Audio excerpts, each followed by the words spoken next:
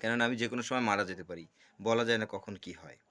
তাই আ আ আমার আকুল আবেদন, এবং যদি কেউ আমার কাছে কোনো টাকা-পয়সা পেয়ে থাকেন তাহলে অবশ্যই আমার ফ্যামিলিকে জানাবেন। ইনশাআল্লাহ তারা পরিশোধ করার চেষ্টা করবে। তো যাই হোক, আসি 31st নাইট সম্পর্কে একটু কথা বলার জন্য। তো সারা বছর ধরে আসলে এই দিনের অপেক্ষায় থাকে ইহুদি, খ্রিস্টান, কাফের, মুশরিক তারা। কেননা তাদের বছরের শেষের এটা উদযাপন করা তাদের সংস্কৃতি। কিন্তু কোনো মুসলিম উম্মার সংস্কৃতি নয়।